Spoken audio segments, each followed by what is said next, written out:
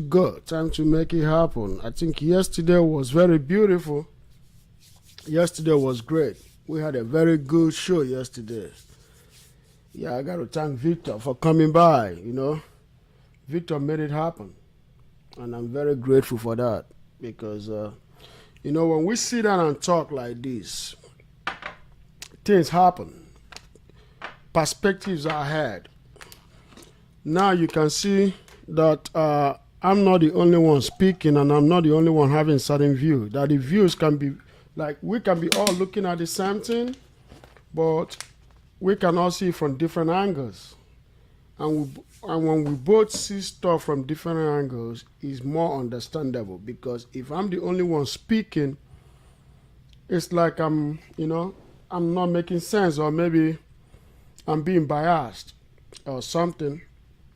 But when we see it coming from other angles, then it gets us to have much better understanding of what is being said. And I got to tell you, yesterday was beautiful. Yesterday was beautiful. We had a very good conversation. I was very pleased by that conversation that happened yesterday. It was phenomenal. This channel is a new channel, but I know that it's going to grow big, and a lot of people will be coming in, bringing their perspective, telling us things that we need to know, giving us ideas, that maybe telling us their own life experience. Because what we want to discuss, I think what this channel is all about is individual life experience. So we're going to see and discuss,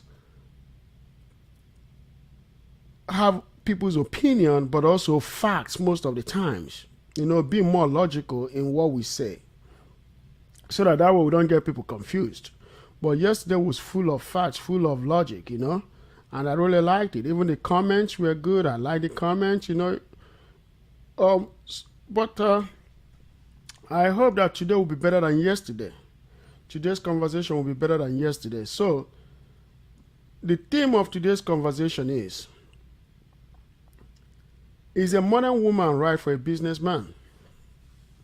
Is a modern woman what a businessman needs / a regular man? A blue-collar man out there. Is the modern woman what he needs to start a life, to start a family? Is a modern woman, today's modern woman, what a man needs to come home to? Because one thing, we do see relationships sometimes as, hey, I want to get a man, I want to get a woman, I want to marry, and it's going to be happy ever after. It's not happy ever after. I know that some of us grew up in a house or in household. Some of us grew up in households of two parents. Some of us in one parent. But if you look at either household, one thing that is very common is that there is something that got to be done every day. So that means relationship, family is not fairy tale.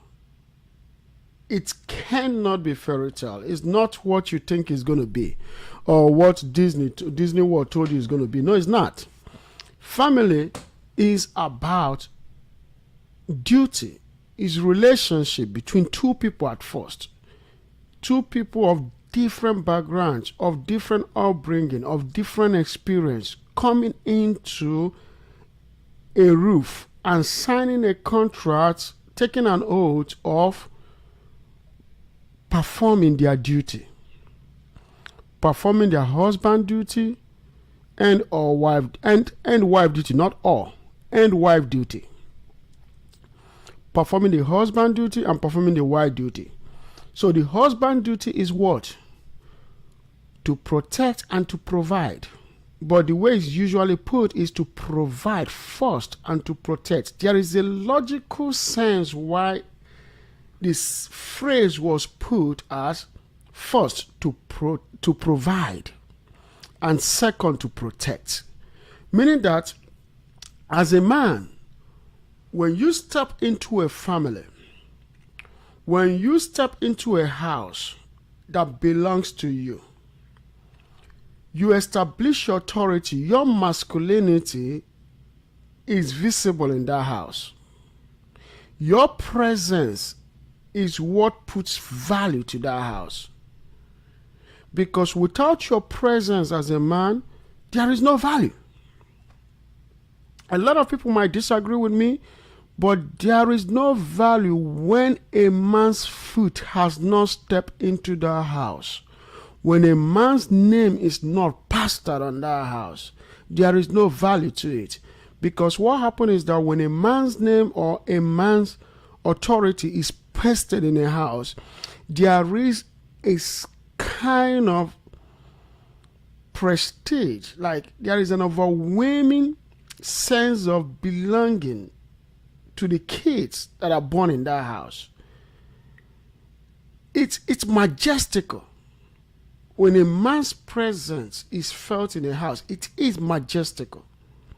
It's very majestical in the sense that being able to provide that house, provide that apartment, provide that shelter comes with the security, which means that any woman that steps her foot inside that house has a sense of security, must have a sense of security. That is why it's phrased that a man's relationship to a house is shelter. That's to provide and to protect, which means in that shelter, he has to provide it first. And then secondly, he has to then protect everything that works in that house, be it his property, be it his wife, be it his children. He has solemn responsibility to protect it. So, when I hear some men in this life moving from one woman's house to another woman's house, not paying rent, not the lease or the mortgage not being in his name, it's kind of mind-boggling to me. Because the reason why I say it's mind-boggling to me is because I, in particular, when I stepped my foot into this country for the first time in 2002, I lived with some group of guys in their place. But when I left there and squatted, rented an apartment, a room from other places around Maryland, before moving to Texas, I never for one day, even in my $10 per hour, sometimes part-time or full-time, ever lived with a woman. That's lived under a woman's house or under the shelter of another woman. No, I never did that. I am just too muscular. I'm too much of a man to do that. I would rather be homeless than to live under the roof of another woman. I am just too prideful of that. I will tell you. I'm full of pride. I'm too prideful to do that. I cannot do it. It's just not in my thing to do it. I've always lived by myself. I have always stayed by myself. I've had people live with me, or people moved out, but not once did I move my properties, my belonging into another woman's house. No woman can come to that and say, I ever lived in her apartment. I never did. Never stayed more than 2 days in anybody's house that is a female. I'm there to spend time with her, but never there to move in. No. So, the question becomes, who raised these men that can pridefully live under another woman's shelter? Not only live in another woman's shelter, but then get her pregnant and just feel comfortable. It's a big shame. It's a big shame. So, but the problem but it doesn't end there. I gotta tell you, it doesn't end there. I can fault the man as much as I want to fault a man to say, why should you move into another woman's house to live and let a woman provide you shelter? But the same question that I'm going to ask, why would a woman accept that? Why would a woman allow another man to move into her house? Why would a woman let a man to come and sit and stay and take a shower and sleep in her bed for extended period of time? What this tells me is nothing but control. The modern woman wants to control. What she wants to do is to control. She does not want to take anything. She doesn't want a man tell her what to do. She doesn't want to live under the authority of a man. No. What she wants is a man she can tell what to do and threaten you.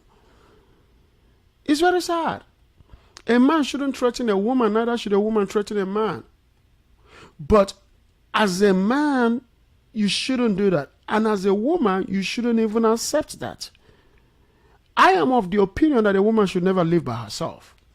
That's my opinion. Because you know what? It's in my culture. It's in my culture that a woman should never live by herself. But in a situation whereby she does live by herself, only a stupid man or a man without sense will take his belongings and move into a woman's house for an extended period of time. I do believe that if you come to a city, let's say you happen to find a woman on somewhere, you land into Dallas, and then the next thing, you don't know where to go. But there is a woman ready to take you in. Do that for 2 weeks. Get a job as quick as possible.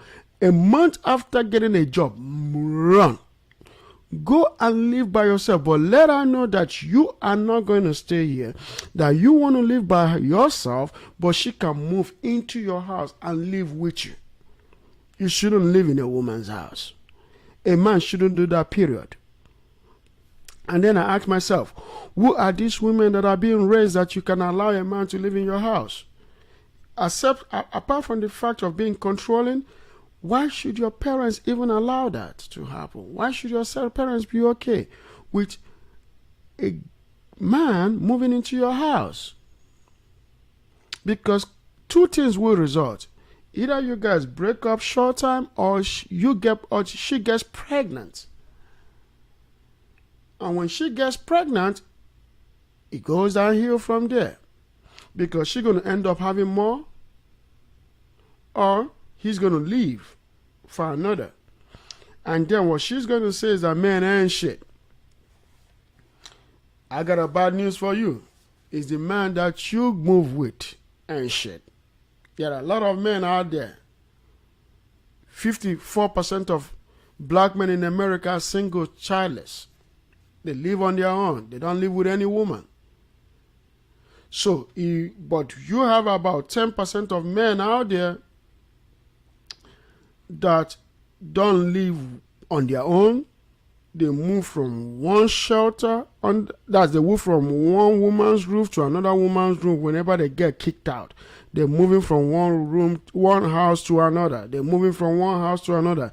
They spend 1 year, 2 years in this girl's house, then they move to another girl's house, where they always keep 2, 3, 4, 5 girlfriends, because that way, if this one, he can, But the question becomes, it's not just a man that I can blame for this. So, but after she's run, dealing with this man that is not nothing to her, then she would then want to go with a man, the businessman that has something going for him. And when she can't handle the businessman, then she says, oh, all men ain't shit. What's the reason? Because she has spent so many time with a man she can control. But when she comes across a man she cannot control, now it's a big problem. But the thing is that the man she cannot control is a man with resource, a man with lots of options, a man with resource, a man that knows the program, that understands the program, a man that lives his own and has gone through things by himself and have been there and have done that and has every single thing he got, everything he has, he paid for it. He purchased it. He doesn't need a woman to buy nothing for her. And now she's like, wow, so this man don't need me for nothing? So he doesn't want to buy me. He doesn't want me to pay this or pay that or do that or do that. So he don't need me for nothing. Now she starts freaking out. Because she is so used having her own way by having the wrong man. But now that the right man is here, as a modern woman, she can't take it. She just cannot take it. And then the next thing she will say is that he's gay. He's on the down low. Because she has to win the argument. He don't like women.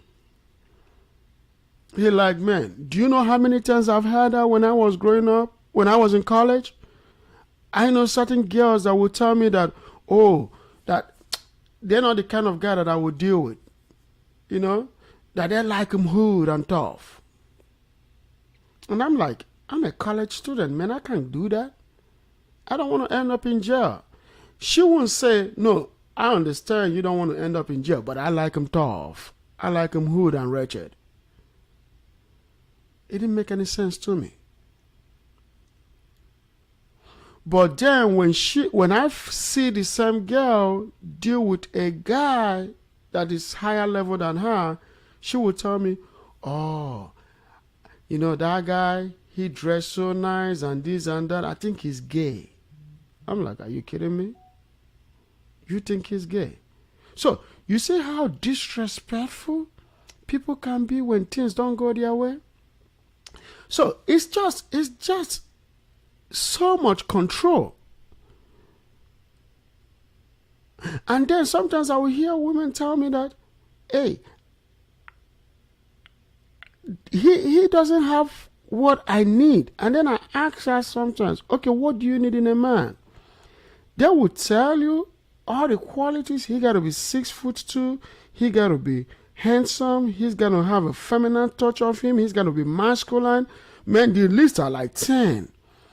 Then sometimes I'll be like, okay, what quality do you have that will complement the quality that you just named about this guy? I've had women walk away from me just for saying that alone. Walk away from me. Walked away from me. Even while I was in college. Walked away from me. I had one say, nigga, please. Just walk away. And I'm like, you named all this quality of men that you want. But what is it that you have that complements what this guy has to possess in order to be able to talk to you? She walked away. She walked away. And I was surprised. Walked away just like that. So, I'm going to be bringing Victor back again tonight. I know Victor can't wait to, come in. And I'm expecting about 2 more guests that might show up. I don't know yet, but hopefully they will show up. And when those 2 guests show up, we got to get it roaring. We got to get it rocking, man. We got to roll. So let me bring Victor. And Victor, come on, bro. What's going on, Vic? Well, you brought in a few interesting things to say, but I think what should happen is that we should spend some time, a little bit of time, on just one particular issue, and that is, men who live with women and why that happens, and because you have to address the issue as quick as possible or as timely as possible, because it's a broad subject. I mean, you can go to so many areas with this, and so what you want to do, you want to kind of narrow it down and just get like a greater perspective without spending a great amount of time on it. one of the things we talk about when you talk about men who just live and feed off women, you talk about codependency. And you have to ask yourself, why are some men codependent when it comes to, just living with women and not being the man who goes out and try to get the house together or the apartment together? One of the things is a lot of women are raising these men. Yeah, That's and that's true. it doesn't disqualify a woman from being able to raise boys, because a lot of women have raised men and done quite well, Mm-hmm. because Mm-hmm. of the absence of the father. But That's right. That's right. we do have those men who are raised by their moms, and the moms never seem to want to let them go. And so now when a man gets out there, it's Mm-hmm. not that he can't support himself, but he don't want to because he's always had somebody to take care of him for him. And he's used to being around women. You see what I'm saying? Well, So he just he all he just has used to. seen is all these women around him. He might be Well, the only guy, and there are like five women around him. sometimes not that. Sometimes he just came up upon his mother, and he was always his mother's baby. And even when he Mm-hmm. became an adult, she never let that go. So guess what? Now his perception is, well, when I meet my next girl, whoever that may be, she's got to take care of me like my mom did. You see what I'm And, saying? and, and and you Because know what they call those kind of men? They call them I think they call them uh husband son. You know, they call them yeah, they call husband them son. yeah, I've heard that term used. So, Yeah, and yeah, they they call call them them husband son. husband son. That's right. And it's a shame because when those men become codependent, they never really grow up to their full potential of what a man is supposed to be. I mean, their characters develop and such, and you see them in public, and they have this disdain on how uh, people treat them because they're mama's boys, and so Mm-hmm. they never really grow to their full potential in most cases. They never do what men set out to do. So that's why, and this is just one issue, but that's why. And then you have those guys who Hey when Vic, they can you put light a little bit to your face so that okay, so can you people see me can know now? how handsome you look? Can you see me now? Yeah. Can No, you I see can. me now? I think your face is. I think you're in darkness a little bit. You know, What but you kind don't of have to light have is that it? much light. Maybe a little bit light so you can see some of Let me your see if my face. phone, maybe my phone. Yeah. Is that better? Let me see it real quick.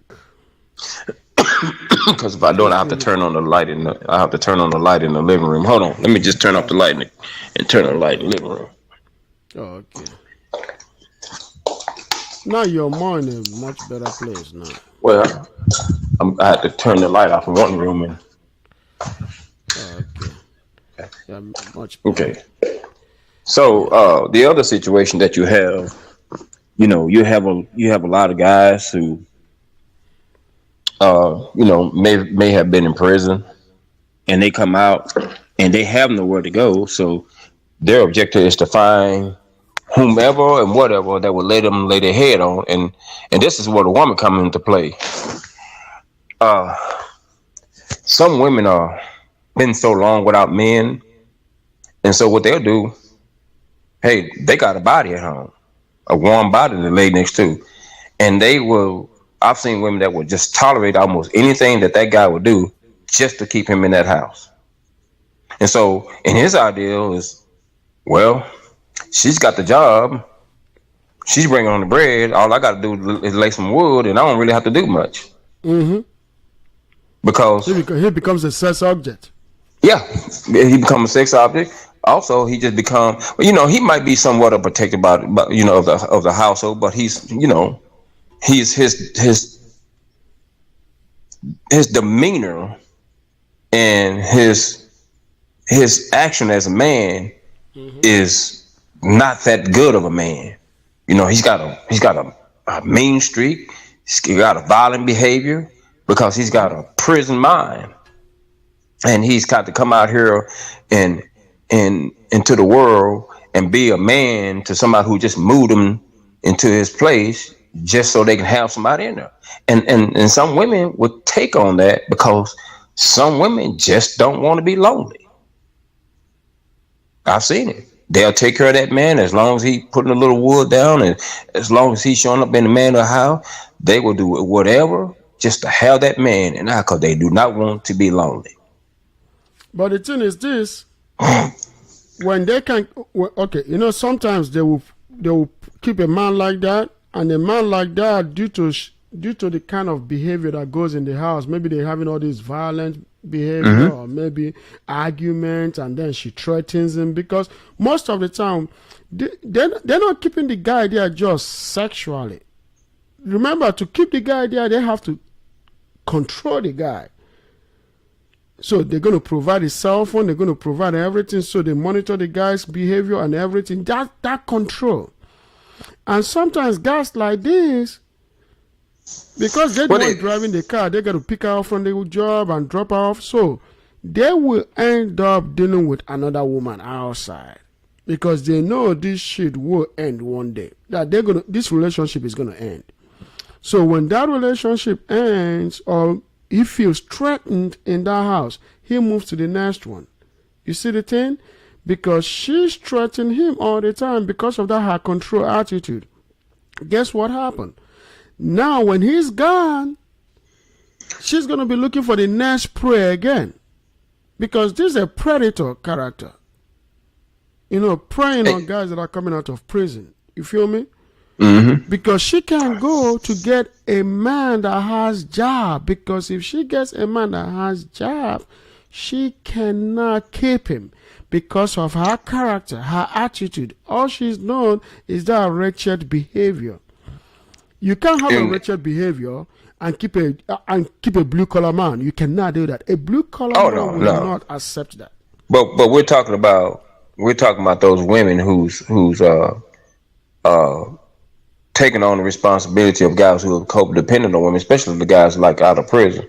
And what I'm saying is that what they do is they don't necessarily try to control that man because of his violent behavior. They're not going to try to control him.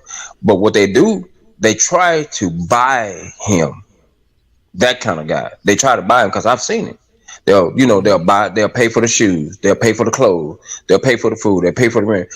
And when he used to go somewhere, take me to work in my own car and I'll put all the gas in. They are buying that man. You see what I'm saying?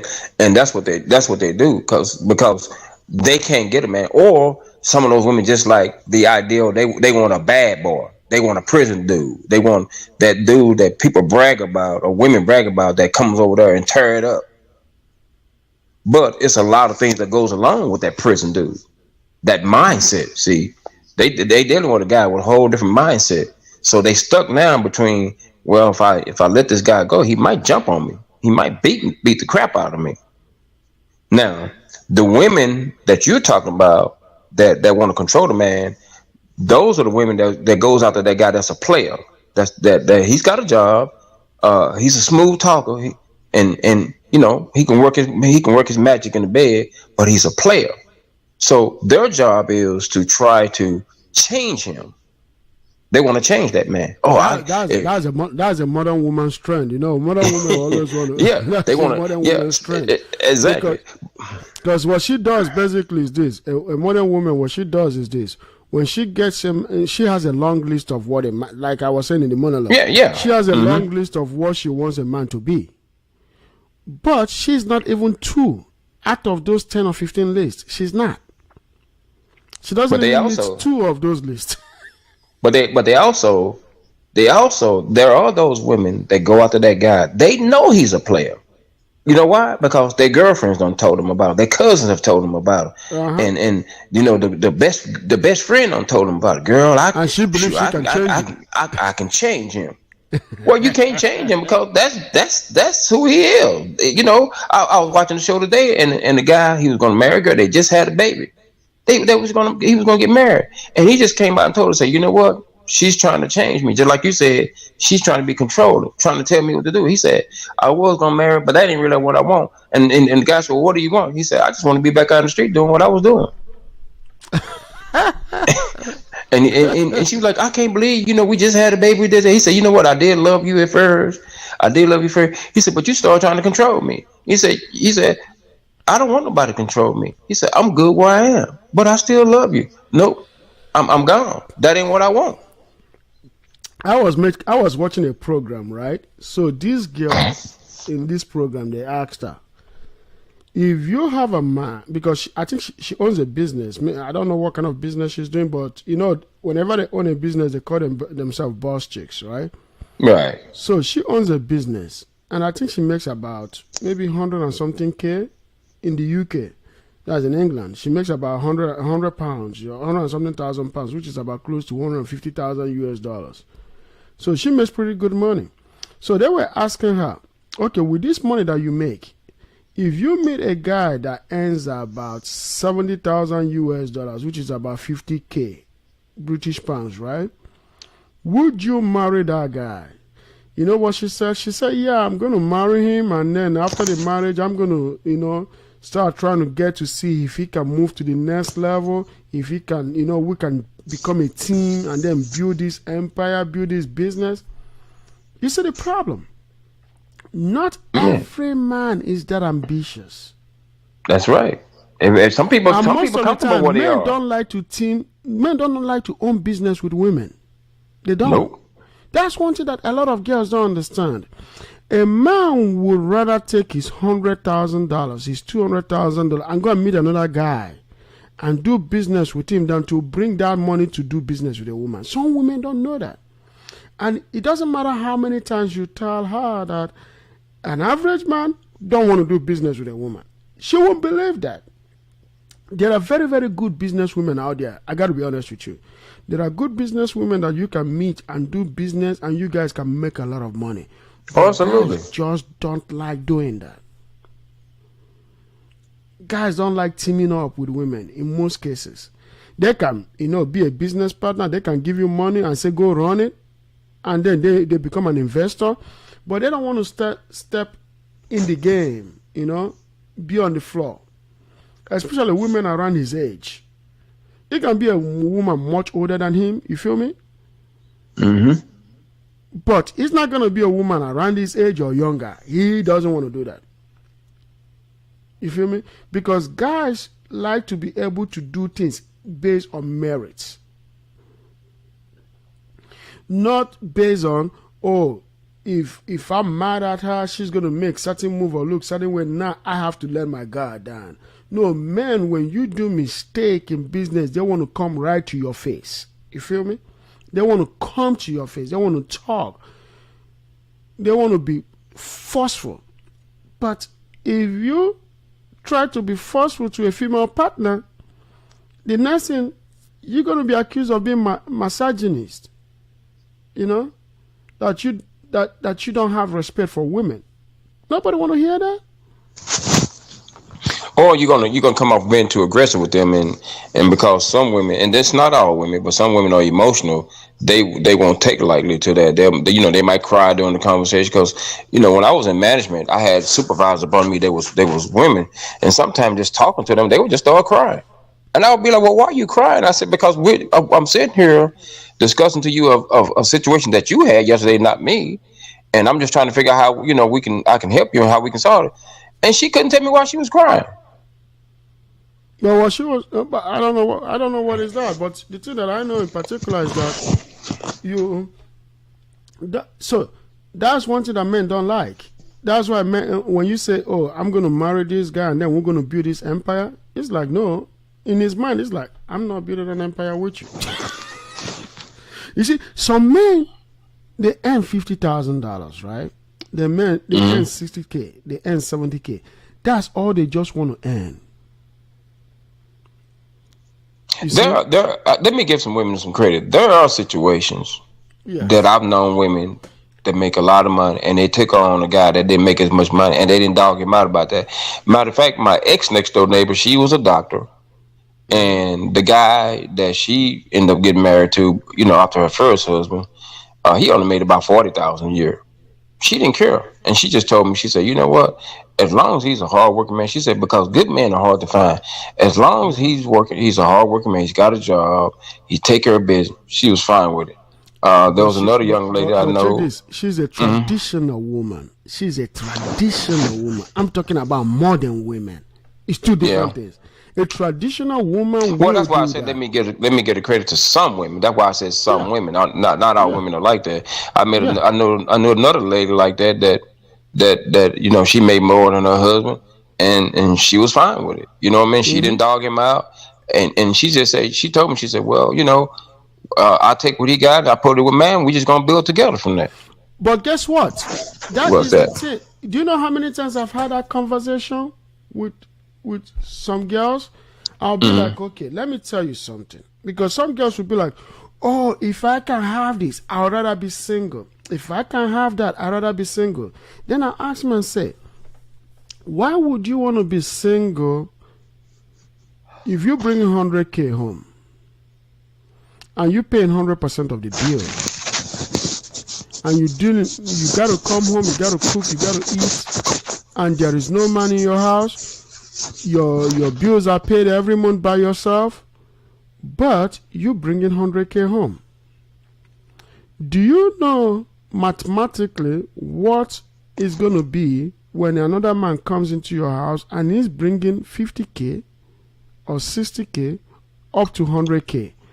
That is up to double what you bring in home in the same household. That means you can actually mathematically save half of what you've been paying. Now Exactly. you're going to have savings of 50K. You can if you're both managing your money right. Yeah, you can. If when I no mean, that's matter the what, whole idea, right? That's the whole idea for us to come together. yes, because if you're not saving 50K, you're saving 30K. 30K savings is a lot of savings for a person that was making 100,000 a year, and they're gonna save 30,000. They every year they wake up, they're saving up 30,000 or more in their bank. That's a lot of retirement money. That's a lot of retirement money. But the thing about it is that sometimes people it's just that math is a big problem in our community. Well, I don't know if math is the problem. I think the idea of people understanding if they're in a relationship, in a marriage or whatever, is coming together and put your resources together. And because just like I just gave you some examples of some good ones, I also know about a couple of ones where people say, well, I come home, I'm paying all the bills and the lights are off, and all the other person I do was pay the light and the water bill and yada yada, and they didn't do that. So sometimes, you know, we used to hear women joke about say, my money is my money and his money is our money. You know what I'm Mm-hmm. saying? So, Yeah. you know, it ain't my money is his money, it's his money is my money. You know what I'm saying? So Yeah. that's really what the problem is. It just because it doesn't take a rocket science for two people to sit down and say, okay, this is the mortgage, this is the gas bill, this is the water bill, this is the grocery bill, this is the insurance bill. Okay, this is what we got left. Okay, so what do we do now with what we got left? It doesn't take a rocket science to figure that out. It just This is takes what this discipline. is It what I just takes normally discipline. whenever I have this conversation with folks, this is what I usually tell them. If a man is earning $150,000 or low, and you as a woman you earning money, you gotta have to pay something significant. Not up to what he's paying. He gotta pay the mortgage. You have to pay the rest of the things. If there is any car note, yes, the mortgage plus the car note, you have to pay the rest of the thing and insurance. It has to take up the big chunk, but you must pay something, and then whatever is left over of your income every year, you gotta then open what they call savings accounts to put that money into it, or a separate account where you guys can put family money, family wealth, to build family wealth. You cannot keep 100% of your money as a married woman. No, you cannot. If your husband is paying some bill and you paying very low amount of bill. Let's say you paying 80%. I mean, he's paying most of the bill and you paying like 20% or 30% and he's paying 70%. And you have about certain amount of money left after the bills are paid. You got to move all that money somewhere to the family purse. You know what I mean? Yeah, well, the money need to be put up for emergency or something. For, you know, for the most part, for emergency or building family wealth. You cannot have that money in your bank account because guess what you're doing? You're saving money. You're gonna spend it. You're gonna save it to spend it, or guess what? You saving it for alternative B. You see what I'm saying? Because what you do, because you gotta understand, the market today spending 80% of market patronizers are women. You know, women spend 80% of money, household money, like meaning that they patronize retail stores. They patronize everything from restaurants to retail. 80% is spent by women. That's a lot of money. These are trillions and trillions of US dollars. So you got to move that money into something. There has to be a family reserve where that money go. The unused funds for that month will go there and stay. You see what I'm saying? Both from the man's side and the woman's side, the unused funds has to go somewhere to stay. And this is how you guys do it. So if you guys want to buy like family house, this is where I usually would say a man and a woman have to do business together. That is the purchase of real estate. So let's say you guys in 3 or 5 years you come up with about maybe $200,000, right? You got to buy a house. You got to put it towards a down payment for a house or purchase a land, because land is the most safest real estate. Like I tell folks all the time, if you don't have anything to buy a land. Land is the most safest real estate on earth. There is no real estate the most two safest real estate on earth is gold and land.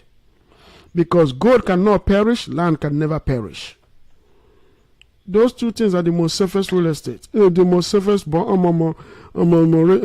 secure resource.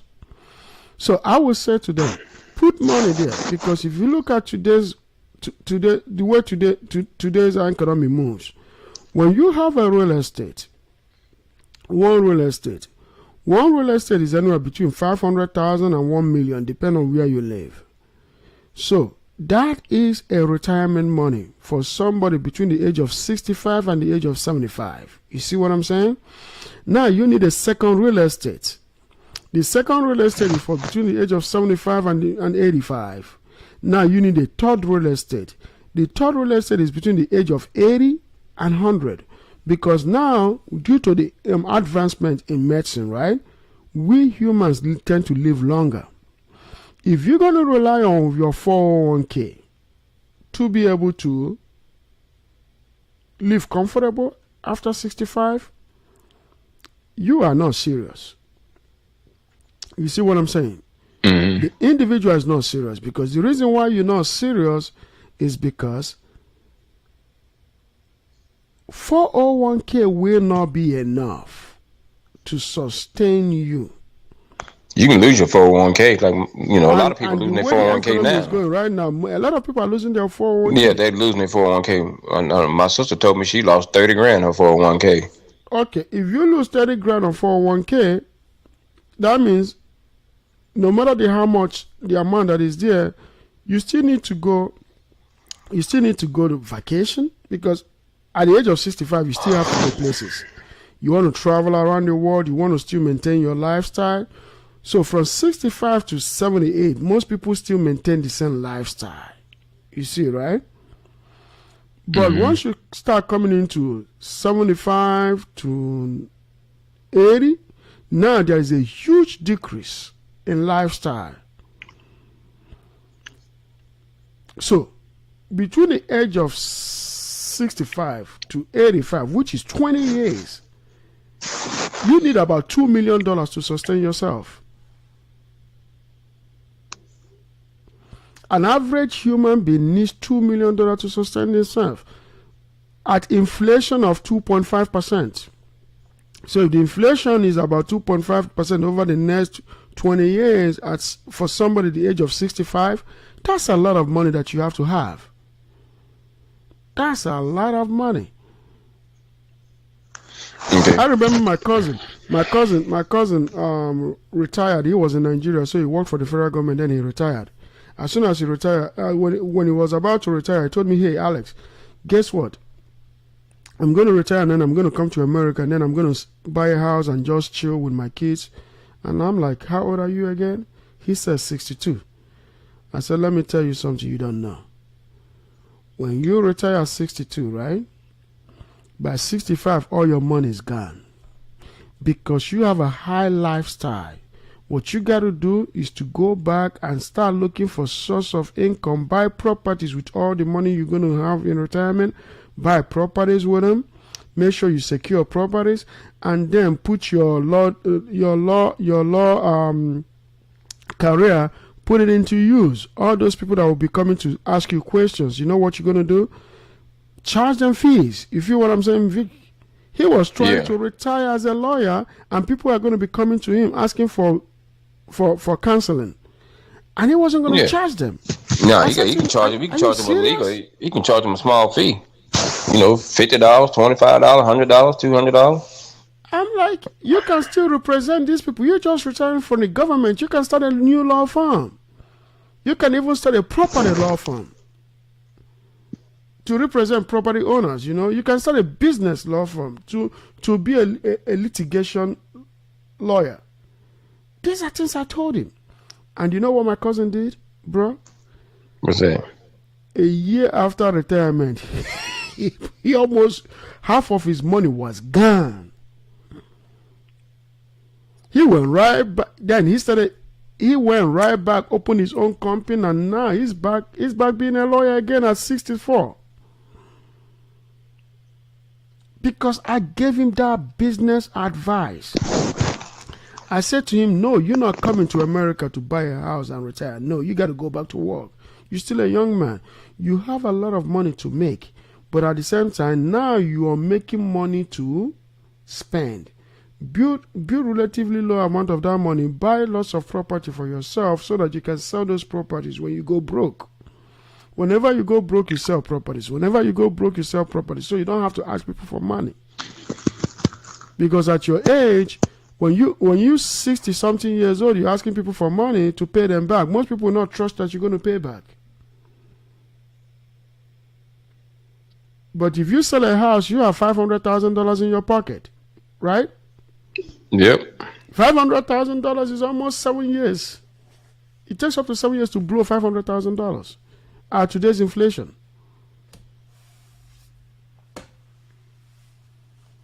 You see what I'm saying? Right. So what do you? Well, we kind of got off the subject matter for a minute. No, it's part of the subject. No, the thing is this: it might be. Well, we were talking about codependency with the men, why they live with women. I kind of wanted to stick to that, but we kind of went further away from that. Sorry about that, but what I'm trying to say, is this: this is how wealth is built. So, when going back to the codependent of a man and a woman, so most of these men from single family home, they've never seen a man be responsible. You see what I'm saying, right? They didn't grow up seeing a man be responsible. Well, they did. They just didn't sit in their own household. They saw it. Trust me. They know, but they so codependent that that's just what they going with. They look for people to still take care, even though they see it, because they may not have seen it in their own household, but they could have very well seen it. Yeah. So they didn't see it in their household, but they have seen it. And listen, men understand that, but just like women, sometimes some men will get away with as much as you let them get away with it. See, you have to stop them. I have a situation with my 28-year-old. I had to stop him. And I said, no, this is not what you're going to do anymore. You're an adult now. You saw me work. You saw your mama work. You saw me get up day and night, go to work, He's and take 10 care. years into adulthood already. You see what I'm 10 saying? years into it. So I just said, what I'm asking you to do, I was doing that at 19. You got to try. Don't worry I about came to failing. this Don't worry country about when I was losing. 22 years old. I came to this country by myself when I was 22 years old. And I saw some, like I see some 22 years old right now crying, mama, mama. And I'm like, are you kidding me? Well, this is what they say. This is what they say. Okay, the thing that they're saying now, well, the cost of living is up. That's true. Back in my day, I But could rate, probably get a, but I could get a rate, one. hourly rate is up too. Yeah, listen, but okay. Back in my day, I could get an apartment or one bedroom for $750, $800. Okay, And how that's much true. were you That's true. earning then? But this is what I tell them. But I was not making as much as they're paying y'all now either. That's right. I said, and then what I would do also, I had that job, and then if I need a little bit extra, I got me a part-time job. That's right. I said, and that's what you got to do. I said, see, you guys wanna get one job, paying $200,000 a year. You want to get a fancy car. You want to go to the club every weekend, and that's not realistic. You gotta stop watching rap videos and stuff, and seeing stuff on the TV screen and the movie screens and TikTok and all of those stuff. That stuff is unrealistic. They doing that to make money. They don't. Do you realize a lot of things that a lot of rappers do on video and stuff? They say they don't really live that life. They just do don't. that for entertainment. Mm-hmm. And so I told them, I said, you guys gotta stop thinking that you got to have it all right now. When you building a house, you build a house by starting out with a foundation, and then you build it one brick at a time. That's how you build a damn house. Mm-hmm. If you go and try to build a house and you just go there and the house is already built, the house you ain't gonna have nothing to stand on. You don't know what it's like to build from the ground up. No, not at all. Not at all. So when something happens, you so fragile, you crumble, you fall, and because you don't know what it's like to start from scratch. You don't know what it's like to build. You want instant gratification, and that's a problem. That's a very big problem. Things in this world is a very, very big problem. very big problem. Things in this world are not based on instant gratification. It took time to build things. Mm-hmm. And that's when you become solid. Because when something happens, you can say to yourself, okay, I've been here before. I know what to do now. Because I've been here before. But if you ain't never been there before, how you gonna know what to do? How you gonna know what to do? Because you wanted everything instant. You know, Mm-hmm. you want it already be made. You want to be a self inherit $1 million without doing anything for it. So when I give you something, you don't know how to work for it. And really, man, that's a Bible principle, because it says if you teach a man how to fish, he can eat the rest of his life. Right, that's right, 100% correct. Teach him how That to is fish. true. If you teach a man how to fish, he's going to fish, because guess what? Like I tell people sometimes, I tell them this is what I'll tell them. I'll say, knowledge is not given. Knowledge is acquired. That's right. There is no way you can be born today and then the next day knowledge is dropped right into you. Especially people that believe that I got to pray for every guy. Like, instead of them to go and acquire knowledge, they want to pray for knowledge. I'm like, you can never pray to pass your exam. You got to study to pass your exam. You can't pray for it. It's just not gonna happen. I don't care which God you worship. God is not a passion. God might make what you study to be in the exam by His grace, right? What you study might be in the exam, but if you didn't study that, it's never going to be there. Because remember, when we were in school, sometimes you will be like, no, this I'm not going to study this. I'm going to study that. I'm going to study this. I'm not going to study that. Only to find out that 50% of what you didn't study was on the test, and you're like, what the hell did I do? I should have studied. Yeah. So it's a lot of things that you know what's going on with men in this society, man, Yeah. and unfortunately, once again, because of in our culture, what has happened to the black male role model, the guys that end up going to prison, the Yes. guys that got killed earlier, just like this rapper just got killed. Oh, You know that what I'm was saying? gruesome, man. That was You know what I'm gruesome. saying? It's things like that that keep Yes. separating us from where we're supposed to be. That's right. But they have this perception. This generation has a perception that that's the life how you that they believe that you have to be like that or you're nothing. I've had that talk with my own son. My friends had his talk with his own son. Another buddy of mine had his talk with his nephew, and they're saying to you, "Yo, if you ain't street, you ain't nothing." Because they look at these entertainers and they don't really realize they don't have the fundamental or the common sense to understand that these guys are just entertaining you. That's all they doing. But one of the problems is because nobody was speaking out before. Because you gotta put it this way: when we were growing up in the 80s, and then you get into the 90s, and especially between 2002, between 1996 during the Tupac time, all the way to I would say 2010, right? Right after the recession, the Great Recession, we had so much stuff on the air. We had all these rappers releasing so many bad songs, so many entertainment music, but guess what we didn't have was YouTube. Men were not talking. The only place that you could hear somebody speak was mostly maybe in the during Thanksgiving, or maybe parents having like dinner or something. I think I just lost Vic, but he's gonna be back. I think his phone was having some kind of issue. So let me try to see if he's gonna come back. Yeah, I think Vic should be back soon. Yeah. Yeah, so this conversation is you know, yeah, okay, Vic is coming back now.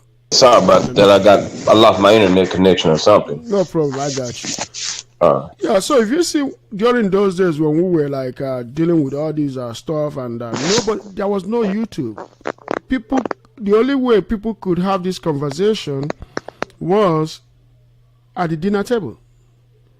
Parents doing their best to stop their kids, but the kids always consuming all this content on television, consuming all this content, consuming all these rap songs. But now that YouTube is here, so I think now it's our responsibility to take it to the street, because there are many men that consume YouTube every day. YouTube is like 80% of men consumption. Men are about 80% consumer of YouTube. So now we got to start talking. Like I tell my friend, like the other day, I told him that if YouTube was here when I was growing up, man, I would have learned a whole lot of things. Because this is where men come to talk to other men and talk to women. This is the only platform. YouTube is the media that men are being able to use, especially black men, to talk to the black men, the young black men, and to talk to black women.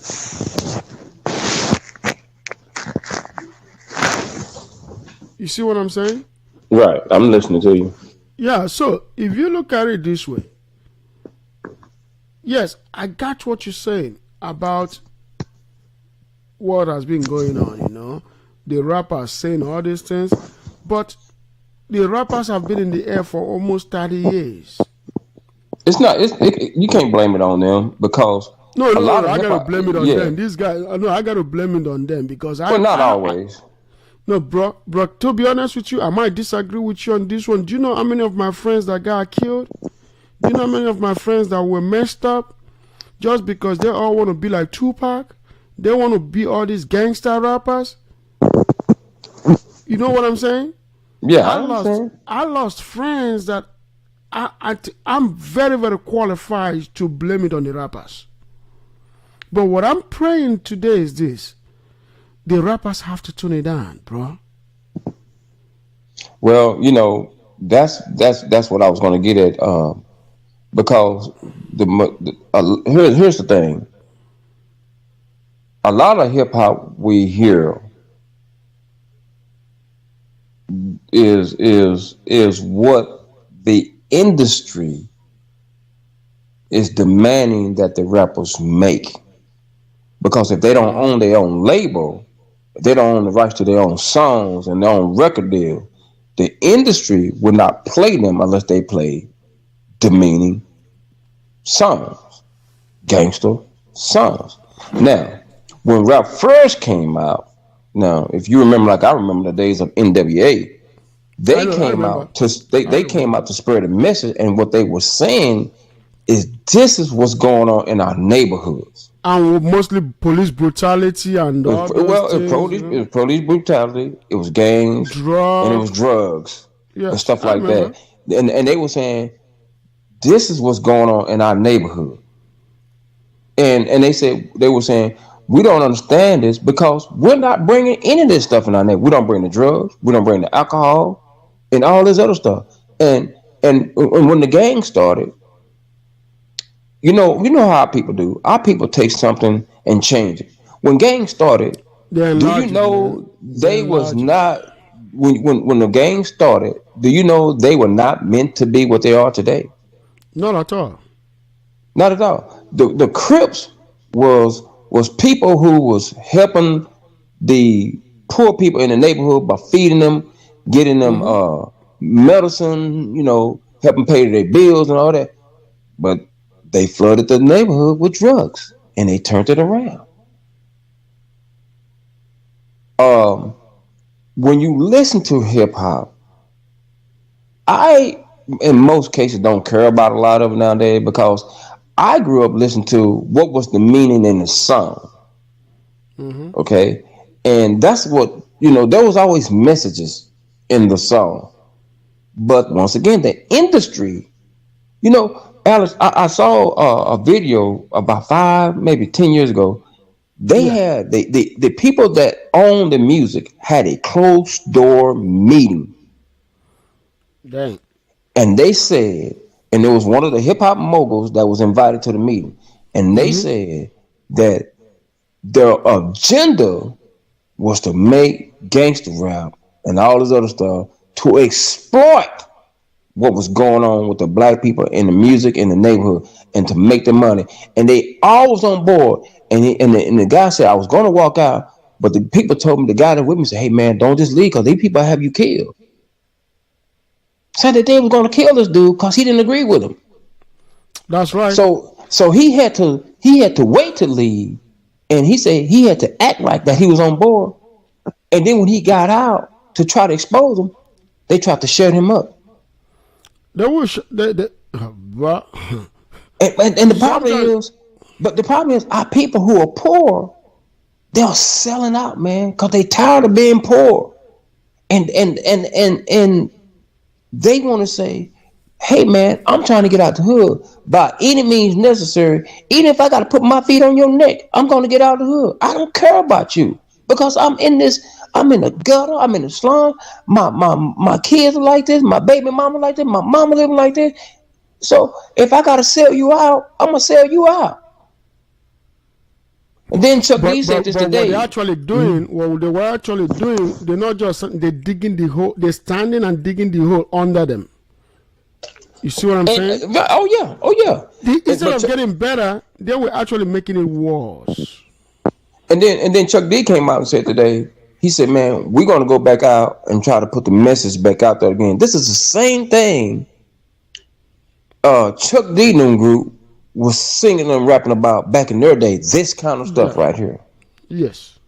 He said today, he said, yeah, when they killed Takeoff, whatever his name is, he said, man, we got to get back out there like we did before and try to talk to, because see, they're not going to listen to people like me and you because we have no street credibility with them, because they're going to say, well, who is this dude? This dude ain't never lived my life, so how can he tell me anything?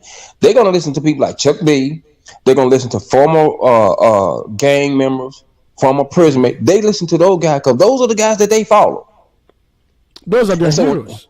yeah, those are the heroes. So when those guys say X, Y, and Z, they're gonna listen to them, And they're gonna follow those guys. or they will listen to people like the Nation.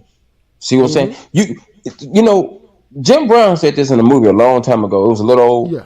movie that came out about going back to the hood fighting gang members. He told the dude when he was going to fight the gang members, he said, "Man, you cannot negotiate without power, man."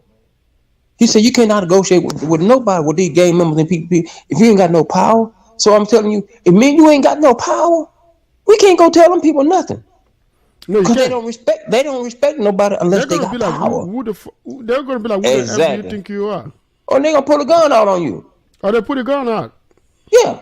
So, you know, unless you the Nation of Islam, unless you Chuck D, unless you Ice Cube, one of them people who understand where they coming from, you can shut up and be quiet, man. But the Now, thing is if- this. The thing is this. You gotta also put it this way. The people they're listening to might not even have the knowledge that you have. You see But the that's problem? true. But that's true. But it's about relating. See what I'm saying? Yeah. It's about relating because in their eyes, if you don't come from where they come from, how you gonna understand where they're going? But the problem is, if you come from where they come from, you got to be in their situation. How can you be a Sometimes. blind leading the blind? Sometimes, not all the time. Sometimes that's true. Yeah, sometimes. But guess what happens? Sometimes. If you're coming from somewhere else, right? Mm-hmm. And you come where they are, you're gonna be like, man, I'm gonna take you to where I am. I'm not trying to stay here with you. Can you follow me to where I am? Most cases, and people that- will be like, okay, where are you?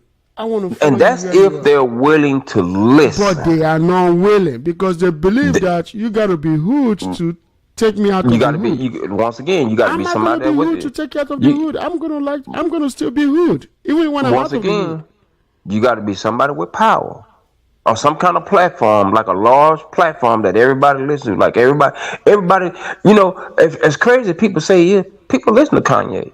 See, you got to be Kanye. Oh, you yeah. got to be Ice Cube. You got to be Oh, yeah. the Nation of Oh, yeah. Islam. You know, you got to be Chuck D. You got to be somebody. Look, man, Kim Kardashian has power. She actually does. go help people. You got to be somebody that's got a large platform. Like, let's say, like you, Alex. Let's say 5 years from now, this become real big. Guess what? Because of who you are now, at that time, they're gonna right. listen to this guy.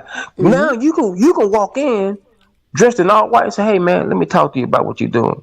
And they'll say, "Okay, yeah, we know who this dude is." See, that's how it works.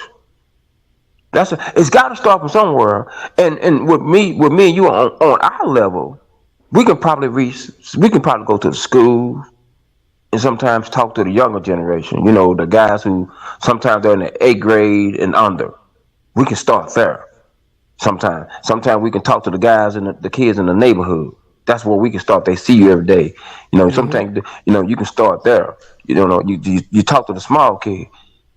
Once they get big, man, the first thing they'll tell you, man, nigga, you ain't my dad. Who you talking to? That's what they'll say to you. Bro, I done seen them in high school. I done went to the middle school and heard them talk trash to the teachers in middle school. And if you ain't got no authority, okay, you know, you can do some good with some people, but when you go to that grander scale, it's gonna be hard. It ain't impossible, because with God everything is possible, and that's the first thing that we need to put back. We need to put God back the head of everything, and God give us the power and ordain us to walk through something. That's where it's got to start. All the stuff we talk about, God got to be at the head of everything. Then once God gets in place, then man gets on order. Like we always says, God, man, wife, and kids. Yeah. God the Father, God the Son, man, wife, and kids. Yep, that's how it goes. It's because God is about order. God doesn't do anything that's out of order. God doesn't do anything that's not according to His word. Order. He kept it in that order. But the thing is this. the fallen angel tried to change all that. But the thing is this. When a woman tries to change that order, it causes a big problem. That's why we have dysfunctional family today. That's why we have men that act like kids, men that can't fight with their hand, but they will use weapon instead of fight. When you do something he doesn't like, he shoots you. Because guess what? Somebody shifted that order. Hey man, when women raise kids, bro, because they got the kid inside of them, women have a power to twist them kids up like no other. A woman can twist the kid's arm, man, and the kid can be right there looking at you and know damn well that he or she is doing wrong. But that woman get inside their mind, that woman can twist that kid up, man. That's right. That woman can twist that kid up, man. They have that power. They have that power unless you got a real dominant dad said, I don't give a fuck what she said. Motherfucker, you better not do this or I'm gonna tear your ass up. Then they have to say, well shoot, that ain't gonna play that. So I know mama tripping a little bit, but I ain't finna go deal with that right now. Mm-hmm. And then, of course, when they get a little bit old, like mine, then he try to try me. Then you have to sling their ass around. That's right. So they'll try you, man. But... Yeah, thank you so much, Victor, for tuning in tonight. Yeah, I better hit the head because I got to get up at 4:30 a.m. That's right. That's right. I got to let you go so that way we can talk tomorrow. Because I'll send you my invoice. I'll send you my invoice for $5 for my $5 you owe me for this broadcast. No problem, bro. I will. Yeah, probably I think the next broadcast will be Sunday, and maybe Saturday or Sunday, so we can we can get these things together and then have some good conversations, bro. It's not easy, but we're gonna make it happen, bro. Thank you so much for coming in, bro. Thank you so much. I really appreciate it. For sure. Yeah. Okay. We'll do it again. We will. All right. Okay, bro. All right. Okay, bye. Yeah, ladies and gentlemen, it's just a very, very good broadcast tonight, man. So, you see, when we sit down and talk about things like this, it says a lot. People can bring their own perspective, people can bring their own point of view, and we can all bring it together and have these conversations, and keep the broadcast going. Because I gotta be honest with you, it's not easy out there. It's not easy out there. A lot of men are not in their right mind. So a lot of men are not in their right mind. A lot of women are not in their right mind. We have very few men that do this damage. They can't get a job. They can't keep a job from childhood. They messed up, and it's just sad. But the thing is this: what can we do today? What can we do today to rescue the community? That's the talk. What can we do today to rescue the community? Because I gotta tell you, a child most of the time doesn't put themselves in the position that they raised. It's the decision that comes from two people. That's why when a man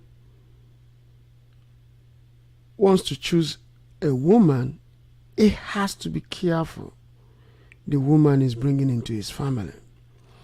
If a woman wants to accept a man's proposal, you got to be careful the man you marry into. Because when the two of you get married, it's not about you anymore. Especially when a child is produced or kids are produced, it's not about you anymore. Marriage is not emotion. Marriage is duty. It's duty to do something. I've had this conversation so many times with so many women around me, and everything we discuss about it, always want to take it back to how I feel. Marriage is not about your goddamn feeling. Marriage is about your sacrifices. You have to sacrifice every day.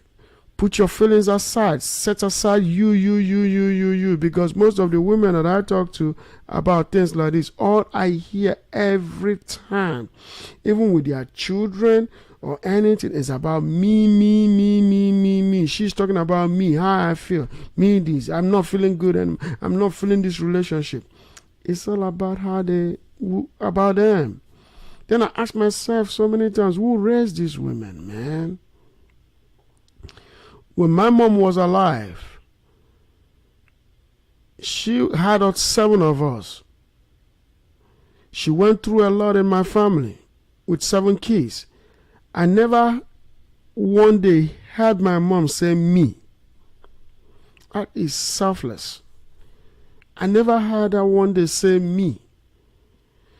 It's all about us running to the hospital, taking us here and there, making sure we ate, food, school, name it.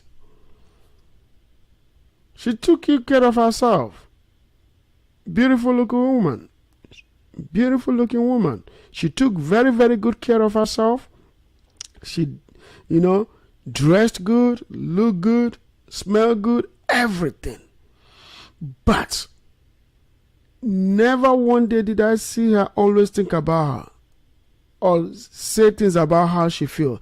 I never had my mom talk about how she feel. No. It's only modern women today that I always hear saying how they feel. How I feel, how I feel, how I feel. I never knew that marriage or relationship is about single person. How single person feels. No. When you get married, you set your feelings aside. This is going to be the broadcast for tomorrow. Will modern woman give up how she feels to raise a traditional family? Will a modern woman give up how she feels to raise a traditional family? I'm going to end at this note. We will talk tomorrow. We'll talk the next broadcast. I'm sorry, I don't think it's going to be tomorrow because I have other businesses to take care of. But by weekend, either Saturday or Sunday, the discussion will be, will modern woman put aside her feelings to raise a traditional family? Thank you guys for listening tonight. It's been a wonderful broadcast. I really, really enjoyed it too. I got to tell you, we'll do more of this. I would like to see if I can get more people to come in. There are 2 people that were supposed to come in today, but I guess they couldn't make it. But the next broadcast, I will make some serious arrangements so we can make it happen. For real. We got to make it happen. It's going to look better. It's going to be better. Thank you so much, guys. Listen to this. Like. Please push those like button. Push the like button. Like, share, and get your friends to subscribe. Thank you so much. You have a good night. Here we go. Good night, guys.